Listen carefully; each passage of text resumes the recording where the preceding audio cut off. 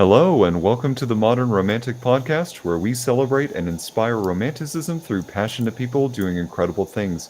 Hi, I inherited my dad's piano, and that's not a funny intro. That's a real thing. Hi, I'm Trey, and I am joined by Emily. Hi, Emily. Hi, I'm known as the piano burner, but I promise I will not set fire to your father's piano. Could it be like that Adele song? I set fire Oh, to the yeah. piano, but only one that could not be saved. Right. Yes. And that story is on my social media. But yeah, I burned a piano and used it for a photo shoot while it was burning. Hmm. And yes, it was a piano that could not be salvaged, so it wasn't like I didn't commit too great of a musical sin.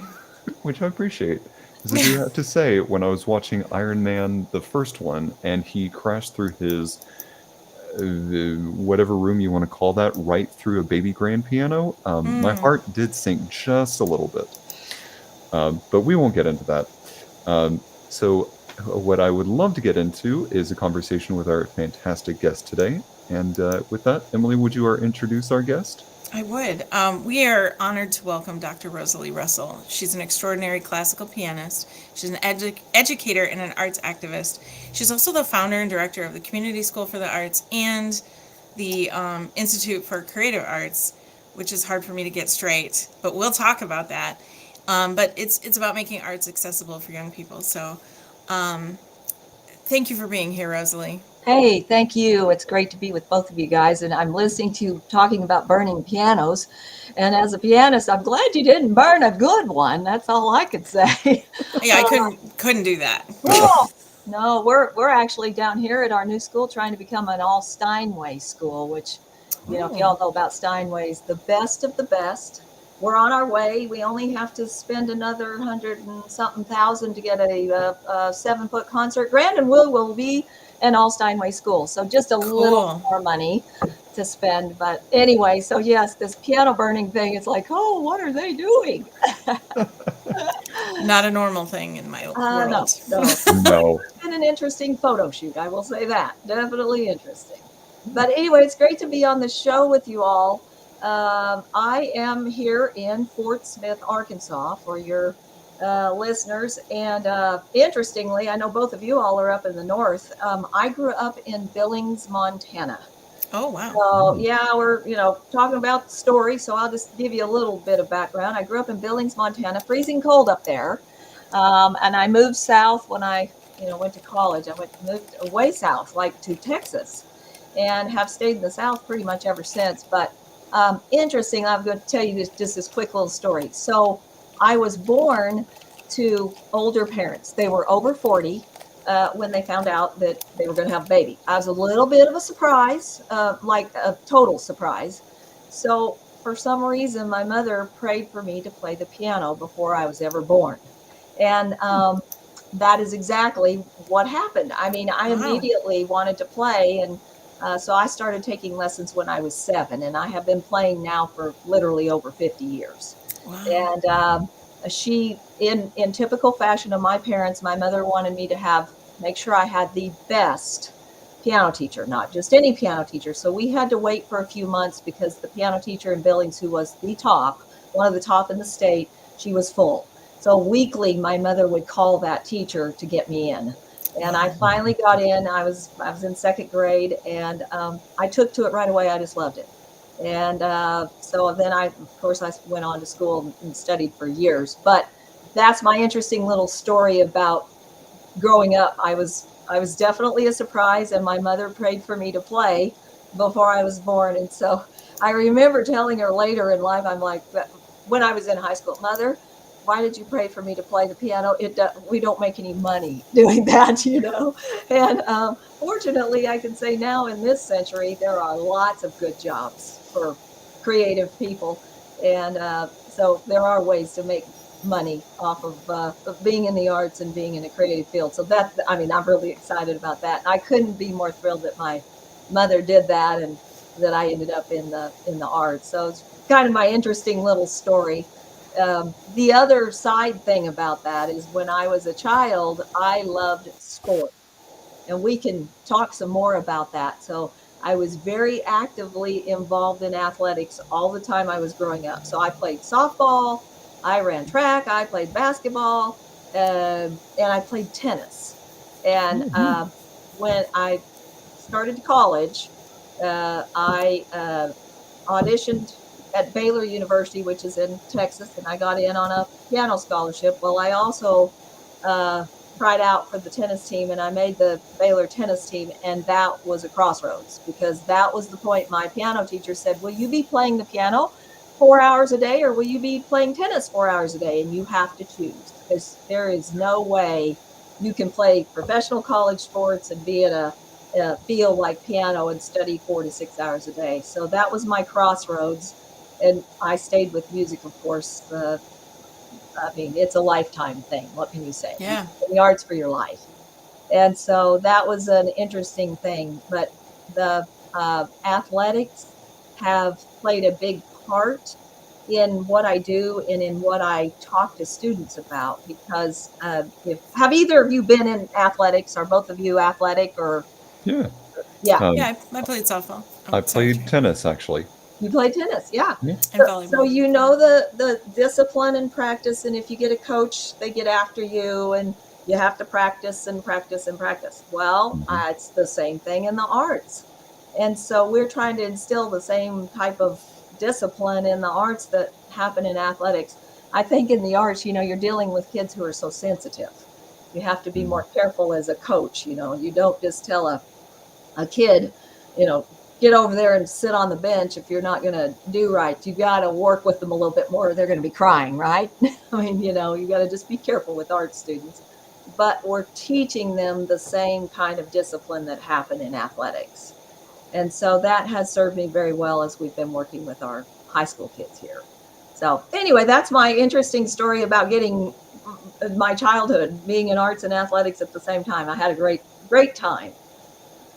I I identify a lot with that because when I got to my freshman year of college, like I went into the music major, and I Mhm. also really wanted to go and I wanted to do the theatrical performances. However, the theater side and the music side had very conflicting schedules. Schedules. And Yeah. when it came to choose which one I wanted to do, it's like I really love theater, but I really want to do classical music. Yeah. And yeah, choir was the sticking point because Yeah. you were constantly singing, doing things, Yeah. and it was really hard to do both. Right. And then I can't imagine like those who are athletes who also want to go do music in college. Too It, hard. it is grueling. Yeah. The coaches don't like it. Your professors in the music program, or if you're in theater, they don't like it. It's a turning point in college, I think, because you've got to decide: do I want to be a professional athlete? Mhm. Am I good enough to be a professional athlete? Am I good enough to be a professional artist? Can I make a career in a creative field? What do I really want out of life? And Mhm. that's a hard decision. I cried when I had to give up tennis, because to make a college team, it about killed me because I loved it. But I knew I was not going to be a professional athlete. And Mhm. so, once you get to college, it's time to get down to business and really get to practicing your craft if you're going to go into it professionally, because you're competing with so many people for jobs and uh, different creative fields. It's a pretty serious time. So, we're trying to prepare our high school kids to get ready for college so that they know when they go to college, they know exactly what they want to do. Uh, that takes some practice, takes some time, but college is a definite time to make some very serious decisions. Yeah, it's some of the earliest decisions to make as a considered adult in the modern Yes, world. yes, What I love about reading up on the school, and we'll get to school in a second, is that schools like this even exist. So with that, can you tell us a little bit about the school that we've made reference to a few times? sure, sure. You made reference to two things: Community School of the Arts, which is the program that we've had going for quite a while. We actually started it. My career has been at a university. I've had university teaching experience for 30 plus years, and we started an after school pre-college program here at the University of Arkansas Fort Smith, which ran for 10 years, called the Academy of the Arts. Well, we knew we wanted to go out on our own, build our own facility, and then hopefully eventually have a performing arts high school. So in 2016, a group of us left the university, got a board together, and started Community School of the Arts, which was an extension of the program we had at the university. And what it is a after school arts enhancement. The idea is to make sure that no student is uh, without arts opportunities. So we have lots of scholarships. We reach underserved.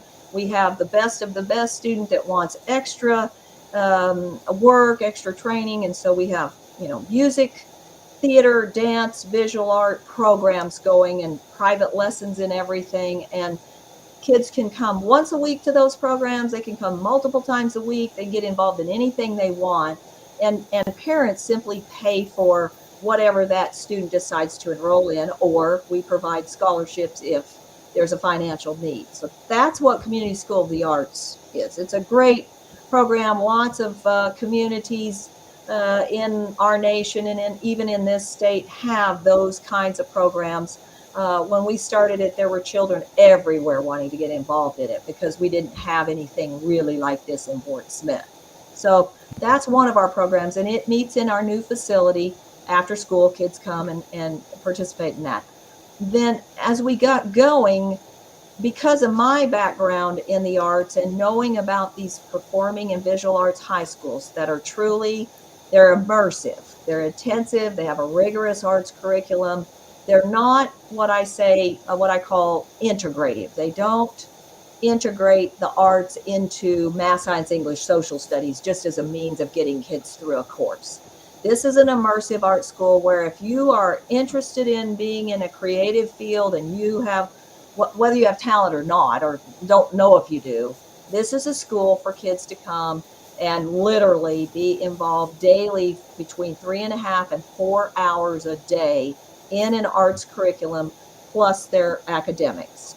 So, and it is an immersive, it's a highly professional arts high school where we've hired professional theater directors, musicians, visual artists, and their training. It's a pre-college training so that they're really prepared to go to college. Wow. And let me tell you, the kids do love it. It's a small school right now, of course, because we're in our first year, but the kids love it. We had a snow day last Friday and they were depressed that they didn't get to come to school because they wanted to be with everybody and be in their arts program. I mean, they don't like to even go home. They want to be together all the time. They want to be practicing and doing their thing. So they love it, the parents love it, and the teachers love it. It's a wonderful environment. The issues with fighting and concerns like that does not exist at this school. And as you both know, when you're involved in arts actively, your academic grades and scores go up. And that's exactly what's starting to happen here. We have very smart students. Their academic scores are doing well. We'll be a top school. And so our board, once we got our board going through CSA, we started a fundraising campaign to get a building built and get this high school established. And it has been quite a journey and not an easy one. I don't recommend, let me just say, doing this once in life is great. I'm not going to do it a second time. I'm good. If we can just get this rolling and get 200 or 300, 500 students in the program and get all the programs set, I am going to be thrilled, and I'm just going to sit down and watch. And so that's what the Institute for the Creative Arts is. It's the Performing and Visual Arts High School, and it is the first in the state of Arkansas. And it is desperately needed, desperately. There is, just to give you an example, Booker T. Washington in Dallas, the New World Performing Arts High School in Miami, the Los Angeles High School for the Performing Arts is, I believe it's the #1 public performing arts high school in the nation. The Baltimore School for the Performing Arts is a public performing arts high school. It ranks in the top 5. And then you've got LaGuardia in New York. Of course, these are all big cities. Fort Smith is not near that big, but Fort Smith, Arkansas is a smaller state, and Fort Smith's one of the largest cities in the state, so it just fit for us to do this. So anyway, that is kind of what the Institute is. We have currently a visual art department that's heavy into digital art. We're heading toward gaming, animation, graphic design. Of course, we have the traditional art, painting, drawing, charcoal, and our artist teacher is very big on murals. He is a muralist, so Cool. that's going to be added in. Then we have a wonderful musical theater program. That's going to expand to technical theater here pretty quickly. Then our dance program, that's coming.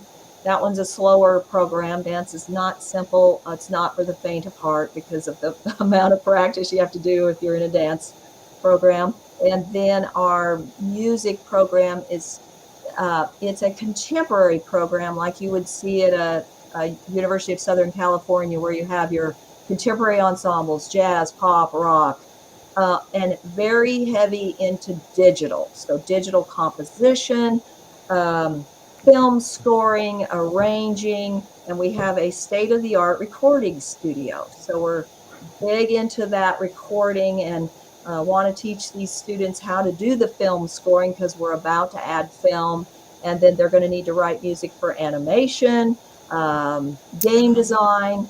So it's that kind of program that doesn't compete with the other schools in the area. We do not have a marching band. We have no sports. There's no reason for a marching band, and you are not going to be marching in marching band when you're 30.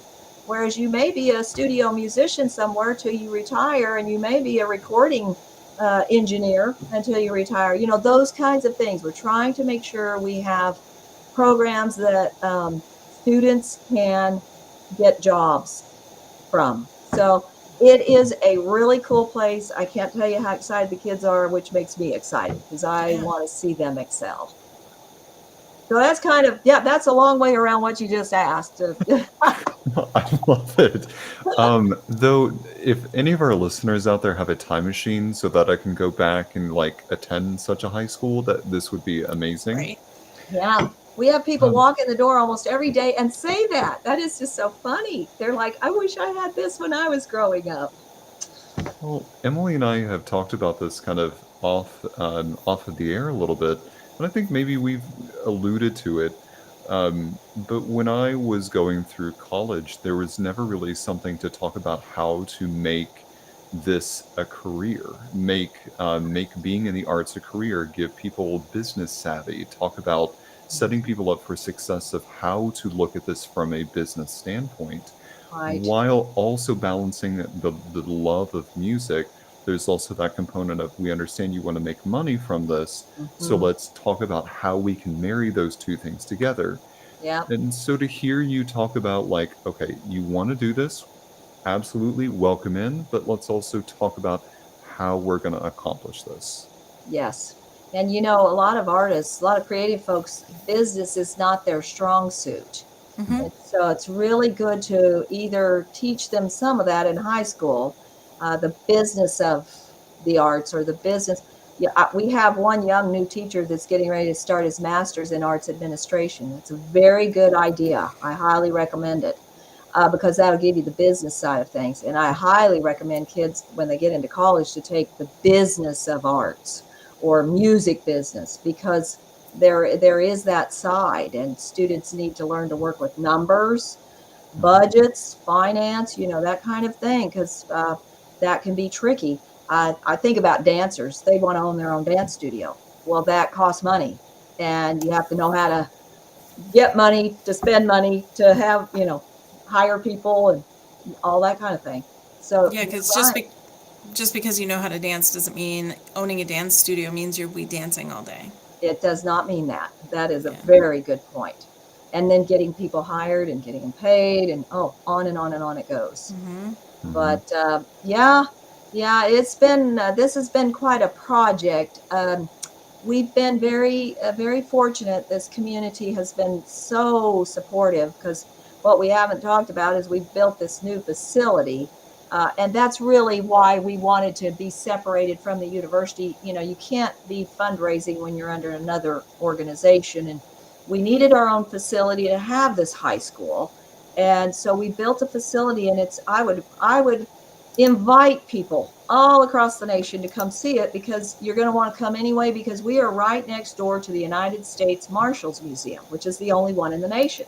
And so come for a tour for the U.S. Marshals Museum. We're next door. You can come tour the Center for the Creative Arts, and we'll show you around. And it's really a cool facility. It has a 350 seat theater in it, and a black box theater, and dance studios, and the recording studio, and rehearsal halls, and all this good stuff. And so we're still finishing a portion of the building. We've got about 4 million left to go, but we've raised 14.5 million, which has taken us about 5 years, 6 years. But we've had very good help, some really good donors, some foundations. But that's a big project. But we needed the facility to start the high school. And so we're actually considered a charter school, which for folks who are listening, people say the word charter and they think it's private. Well, charter in the state of Arkansas is public. So these kids get to come for free.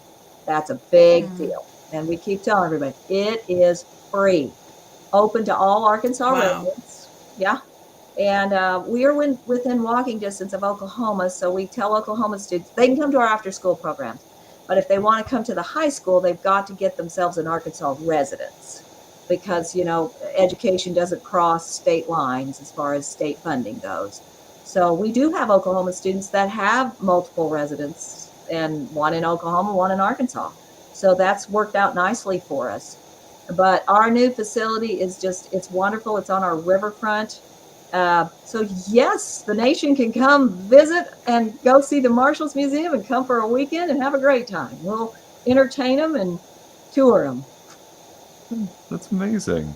Like I honestly have to say, because Emily and I have talked about going to see Sandra, our producer. Yes, So why not just take a nice little tour there you uh, go. and Yeah. come visit? I am what I heard when you were describing all of these different programs and all of these different things that are part of the school itself. Sure. It sounds a lot like you're keeping up with the modern times, and you're keeping up with things that are emerging technologies, emerging ideologies. Yes. Um, so I I love that as a concept. Like, what is kind of fueling that thing to really focus on these new and emerging ideas? I think the main thing for me is I don't want to leave these kids as what we used to call starving artists. So, for example, sitting at home waiting for the phone to ring for someone to either hire you for a gig or buy one of your paintings. I don't want that to happen. And there are so many jobs now in the arts that are really, I mean, really great jobs. So that's probably the driving force. However, the arts have changed. You all know this even probably better than I do, how much the whole world of creativity and artistic talent is changing because of the digital world. And I would be the first to tell you, I am not a technology person. So we hire people who are good at what they do.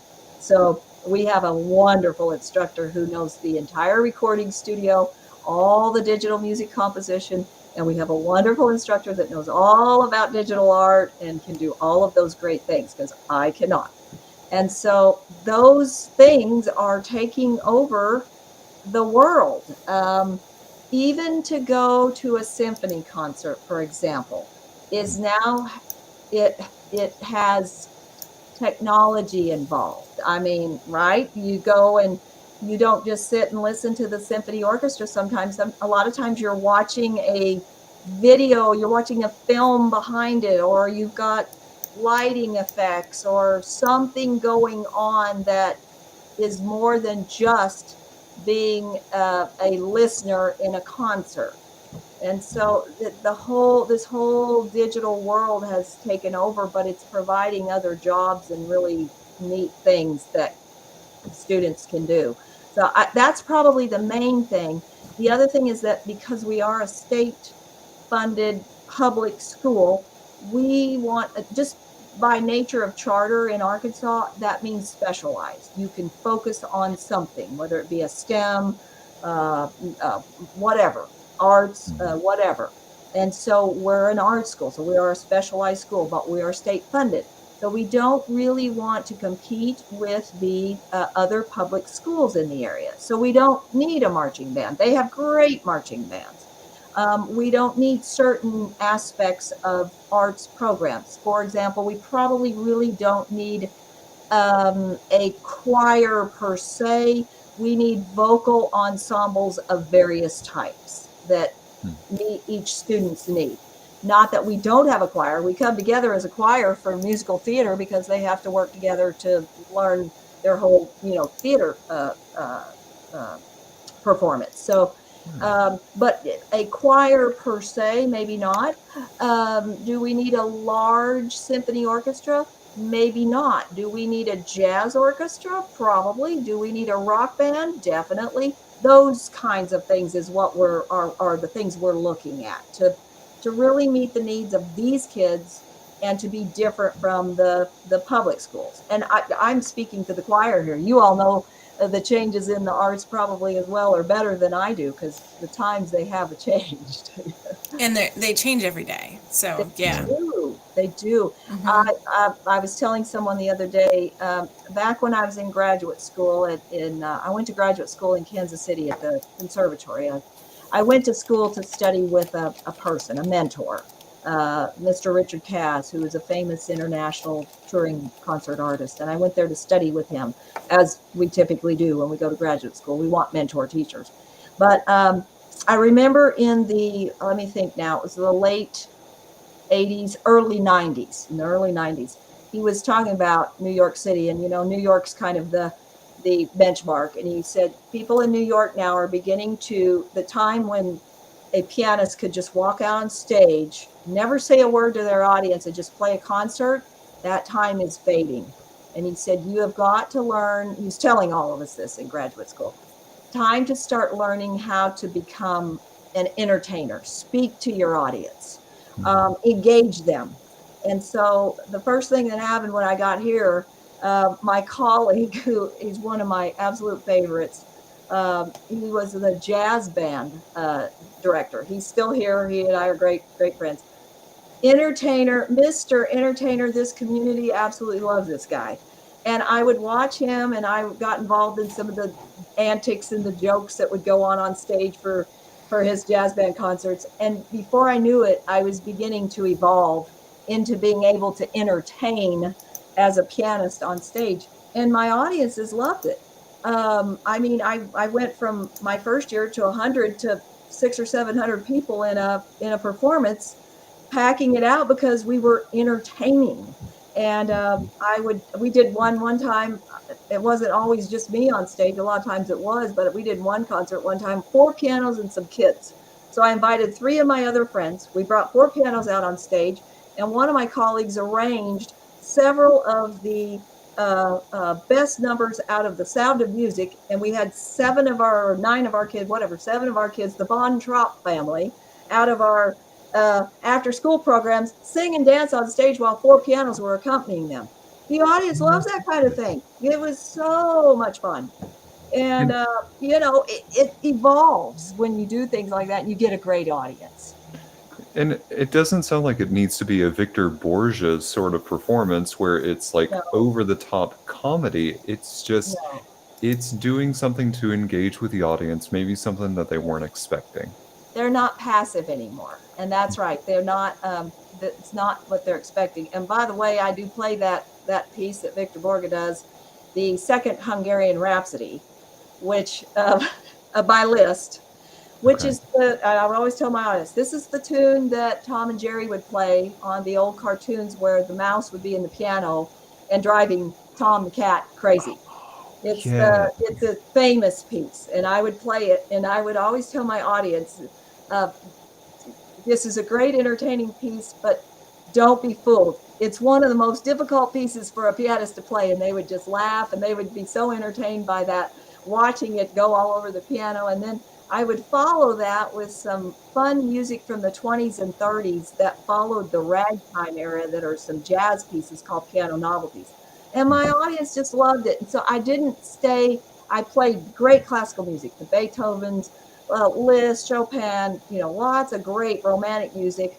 But I tried to play things that I knew I could, in some sense, entertain my audience with, but that were horribly difficult for me to play. And it's fun. And engaging the kids on stage, either the teenagers or children on stage with you, with professional artists, it is the greatest thing in the whole world to do that. And the kids, they get to be on stage with professional artists. And that is a neat, neat, neat experience. So those are some of the kind of fun things that we've done down here. I'm anticipating in the near future to be on stage with some of our high school kids, and Mm. looking forward to it. So, yeah. Yeah. So Speak, anyway, Speaking of those kids, what are some of the ways you've firsthand seen in some of these individuals that arts has made a difference?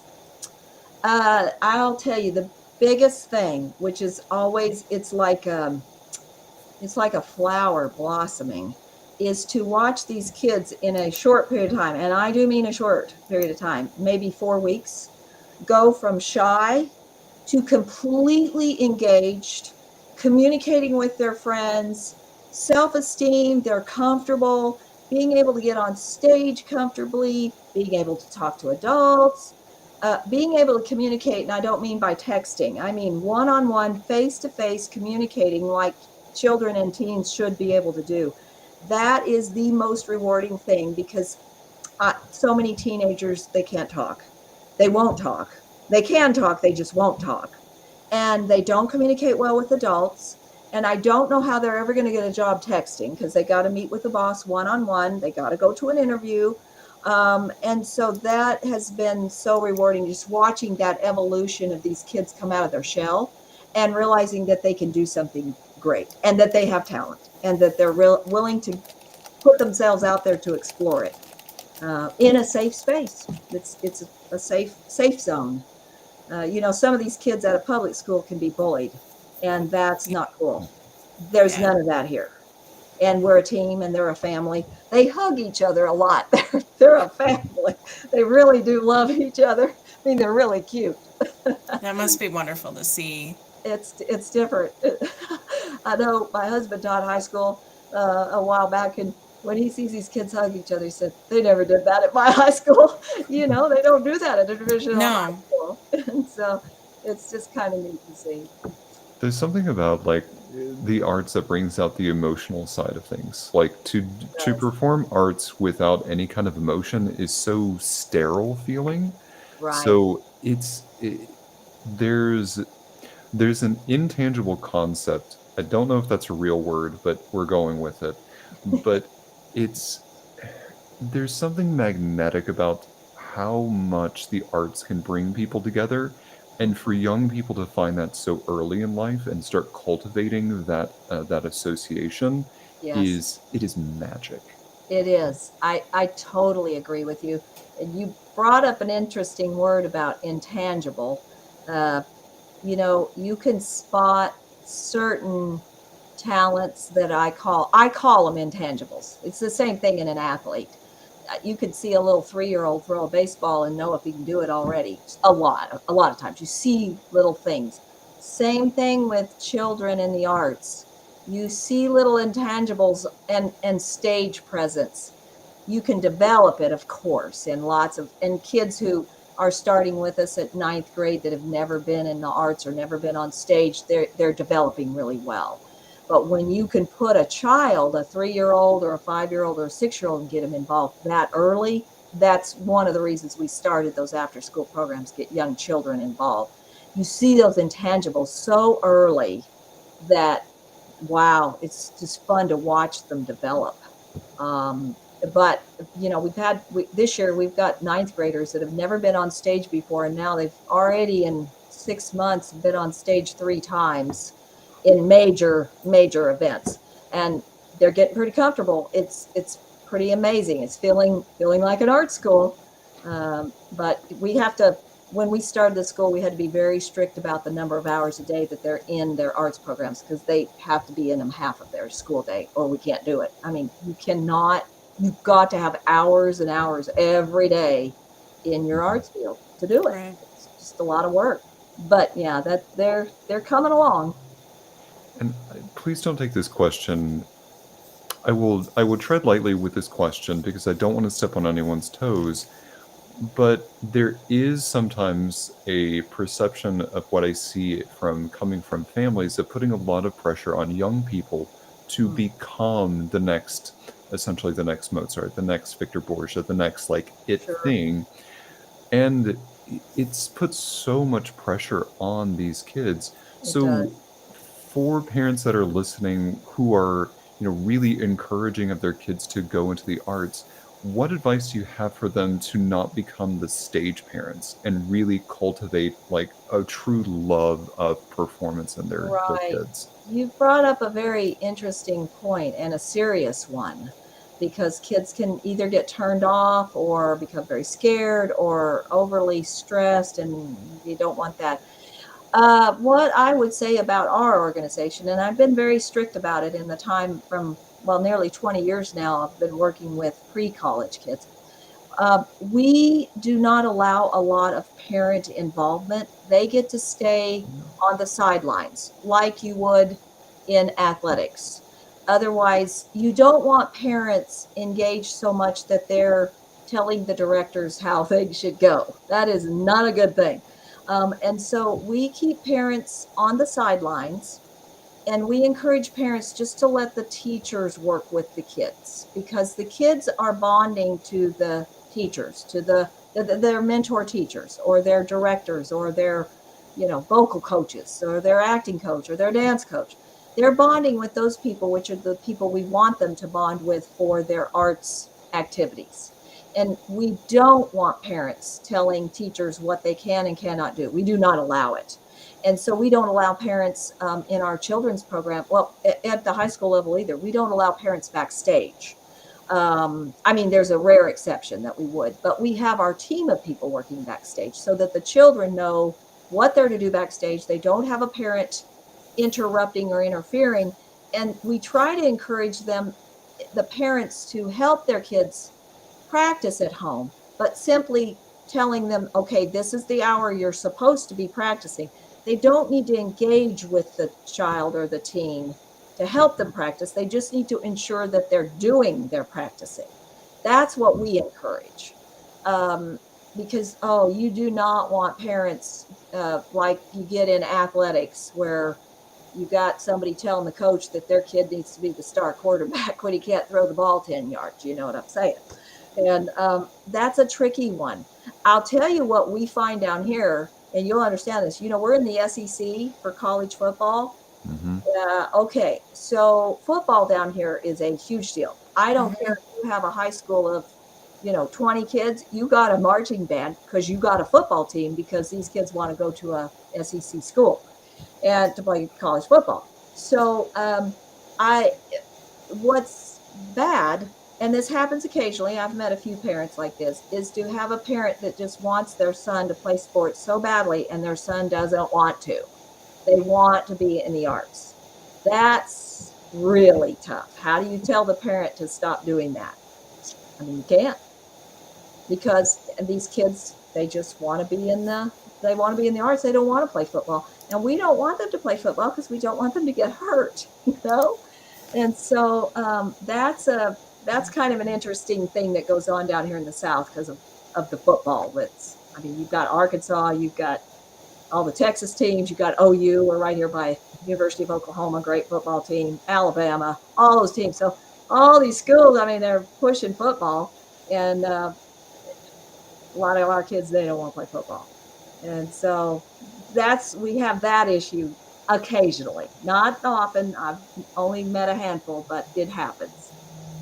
Well, it's interesting too because when you started speaking at the beginning of the show, we were talking about sports versus arts and Yes, how how that played out in your own life with sports helping you understand the arts or how the skills from either one could work with each other. And it brought to mind Herschel Walker, who, if oh anybody yes, knows, was an NFL player who took ballet. that's right. And who was it? I can't think of his name all of a sudden. A great player off the Dallas Cowboys that won Dancing with the Stars one year. Oh Emmett yeah. Smith. Yeah. Oh yes. And then the famous movie years ago with um, can't think of these things now that we're talking about this about all of the music students and all of the people in theater. And no, all of the football team needed to study ballet. Kind of an interesting notion, but yes, Herschel Walker and Emmett Smith, they could dance, couldn't they? Great players, great football players. Well, and how it actually helped their playing. It Yeah. did. Yeah, it did. Yeah, definitely. Sports for me, like I said earlier, it's about the discipline and focus because the arts, when you get a kid in college, and see, when I first got here in 1990, our university was not a 4-year university, it was a 2-year community college. So we were getting students that wanted to be music majors that had not had a strong background in the arts. Maybe they played in a band at home or in their garage and played a little and wanted to be a music major. I literally have had to turn students away before that wanted to start piano at college. They wanted to be a piano major. That's too late. Not going to happen. And so the discipline and the focus of the arts and athletics and getting that training younger and becoming disciplined with it really makes a difference for kids to get into college and to go to college wherever they want to go. Mhm. And so the two have worked together very well for me, and trying to instill that discipline now into our high school kids. They're starting to understand that this is not just come to class and sing for a little while and then go home and not think about it till tomorrow. No, go home, go get to your voice lesson, go home and practice, all that kind of thing. And so they're beginning to learn that. And it just takes time. Something that you were talking about with. I'm so sorry. Let me organize my thought for a second. Um, we've talked about how people have to make a decision between which path they're going to choose. Mhm.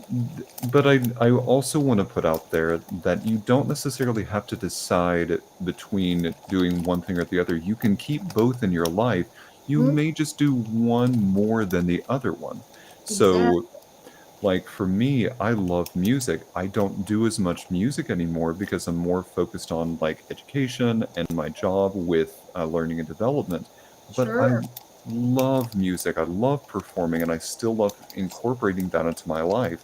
Yes. So, if music turns out not to be the thing that you pursue or whatever form of arts, you are still an artist by doing that, or by keeping that in some capacity in your Oh, lifetime. that is a really good point because virtually every community has, some kind of either community orchestra, band. They may have some kind of dance program for adults. There's always, like, we have the Fort Smith Chorale, which is really good, and our Fort Smith Symphony. And adults get to be in those programs. So, and I played tennis till I was 30 something on the side for fun. And so, you go that way. But you're right. You're always an artist, and there are so many things you can do, even if you don't pursue that.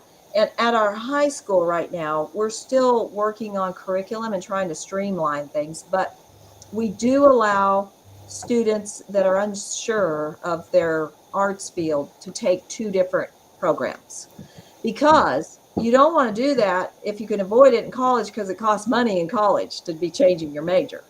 And so, we know about that. We know how expensive college is. And so we Mhm. want to give them a chance to try a taste of some of them really love art and music.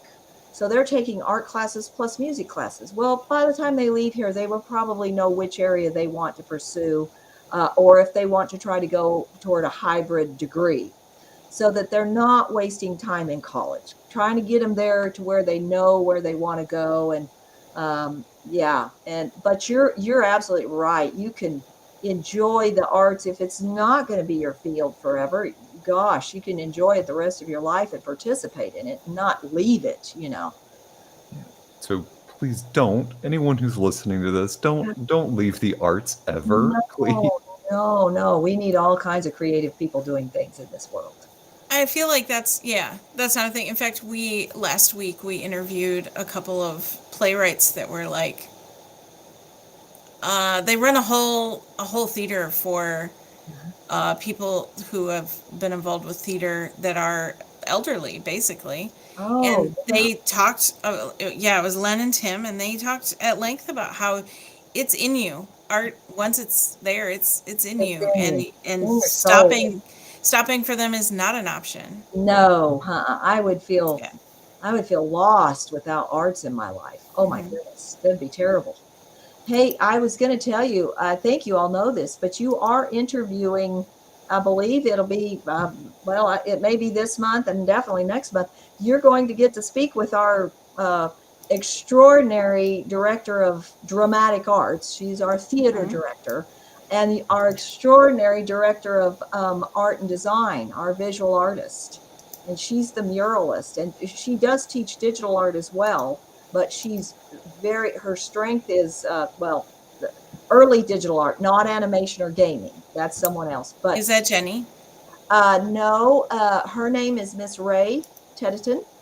Oh And, yeah, Okay. and that's then, February 24th. all right. And then Miss Sarah May Lamar is our theater director. And they're at this high school. So you're going to hear same song, second verse, third verse about these kids. And uh, Ray is coming on, in February, and then Sarah's coming on after she finishes the production of Chicago. We've got a Okay. big production, and uh, they're extraordinary. Neither one of them are from Fort Smith. We did national searches for these people. They're extraordinary. These kids have mentor teachers right now at ninth grade. They can come back to these two teachers later in life, and get help from them. I view it as a lineage. They're studying with Miss Lamar or Miss Tedeton, who studied with. And so and they need these mentor teachers even now at their age. And so, you get ready to be entertained. They're great. They are great, and they're exceptional teachers. It sounds like it. It definitely sounds like they would not be there if they were not exceptional. Yeah, we did some searching because we wanted good ones. We've got to stand out from the other schools. Oh, we Uh, got some good ones. Well, Rosalie, I do want to take just a moment. I love the work that you're doing with the school, and I love that this is the first school of the arts that's specifically focused on the arts in Arkansas. I do want to take a moment to kind of focus on your work as a solo performer, as a pianist. Sure. Um, I'm curious. There are pieces that I love to sit down and plunk out on the piano, but Uh-huh. from your standpoint, what are some composers that you find yourself coming back to consistently that just fill you with that love of music? Probably my favorite is Chopin. I cannot lie. Really? Yeah, I cannot lie. I love the romantics. I love certain Beethoven pieces, certain ones, some of the sonatas, all of the Chopin works. I'll tell you, I play Rachmaninoff, but I play Mhm. it carefully. Let me just say that carefully. And here's why. If you know about Rachmaninoff, his patterns are not exactly the same each time. Mhm. So his music is harder to memorize, harder to remember, and it's the patterns are so, big, that it's technically so difficult that you really got to be up for it. And whereas the patterns, for example, in Beethoven and Chopin, they fit the hands well. They follow certain patterns that are easier to remember. still horribly technically difficult. Anything you do at that level at the piano is hard. I'm not going to lie. But Rachmaninoff is very difficult, and it has a lot to do with the technical, the way it lays out on the piano and the memory of it. I play the Rachmaninoff Second Piano Concerto, and it's, oh my gosh, it's gorgeous, but it's hard. I have not played the third, which is even harder. Uh, but yeah, Chopin, Beethoven, Brahms, Liszt. Liszt is lots of fun. The Second Hungarian Rhapsody and the Sixth Hungarian Rhapsody are delightful. And then I play some of the other Liszt pieces. Unfortunately, I had a very bad back injury about 4 or 5 years ago. And prior to that, I had a shoulder surgery that didn't go well. And so, as over the last 10 years, I'll say, as we've been developing these programs in this school, I have played less. I had a 20 plus year touring career where I traveled as the artist in residence at the university, played all over the state, played in other states, played at the White House, that kind of thing. And then got to play a lot with the students as we were starting that after school program. But as we've been working on this high school because of my back injury, I haven't been playing as much. However, it's getting better. And I think, like I said, I'm going to play with these high school kids again Yes. and do that. I really want to, especially if we're going to get a Steinway Grand. I want to play the new Steinway. But I yeah, I can't lie. I love those romantic pieces, the big pieces that entertain, that are like technical pieces for the piano that are entertaining in some sense to the audience and beautiful at the same time. So Chopin's yeah, that's me. It's, what can I say? That's what I love. Chopin's B flat minor nocturne, I think, is probably one of my favorites. I will have to go back and listen to that one. That one's not. I'm thinking which one that is. I haven't listened to the nocturnes in a while. If I get the key wrong, I'm sorry. It's the one of which, when I listen to it, the melody sounds like blowing wind, and it's done in such a way that I feel like it's wind blowing at night, and you can Okay, almost feel the kind of rustling of the trees as you're sure. listening to it. The Um, nocturnes are beautiful. they They really are are. beautiful. Yeah, Um, calming. They have a calming influence on our spirits. and they are harmonically just interesting to listen to. They are. Yeah, Chopin's harmony is beautiful. Very interesting to listen to. Well, this is Yeah. good homework for everybody. Can you say the name of that one again, Trey, just so everybody knows what to go look up now? Sure. The one I'm talking about is Chopin's B flat minor nocturne. Nocturne. Yes. Excellent. Yeah. The title might be incorrect, so please don't hold me to that. It's been I a will check. second. I'll check it. I'll We'll check it find out. it. We Yeah. can post it on our social media too when we Yeah. find it. We'll find it on YouTube or something. Sure. Yeah. Well, Rosilee, we have a couple last couple of questions for you to Sure. round this out.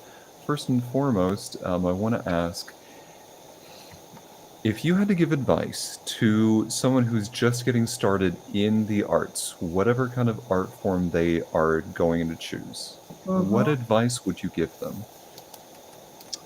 Well, if it was to a parent, I would say if you have a child, you need to explore the arts. That would be the first thing. Do not miss it, and start them when they're young. I would ask the child what they're kind of interested in. If it was a musical instrument, let's start at the appropriate age. If it was something else, I'd get them lessons. I would try things as young as, if it was dance, it's typically age 3. If it's Suzuki violin, it's 3, 4, or 5. If it's piano, it's 5 or 6. But I would try these things. I would try little acting lessons. I'd see if they like theater.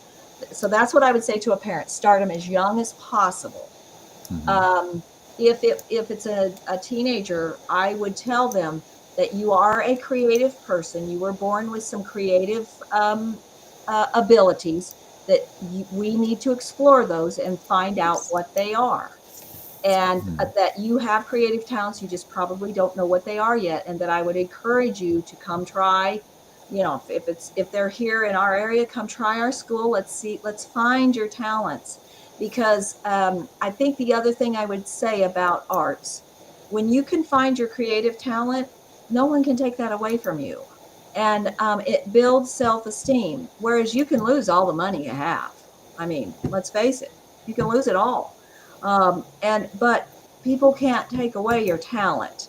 It will be with you for life, and it builds your self-esteem, and you will be able to use it in ways, whether it's in a career or just for your own personal enjoyment. You will be able to use it in ways that you won't even imagine until you explore it, and you'll make other people happy with it. You will bring enjoyment to others. So that's probably what I would say. I'm always telling parents, get your child involved in the arts. That's my big thing, because they need to explore it, just like athletics. Let's explore and see what they can do. My brother actually joined ballet, kind of similarly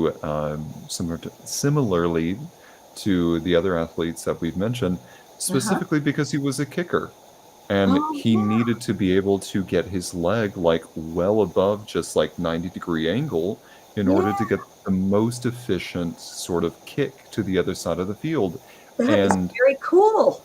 to this day, he talks about how much ballet like truly helped him.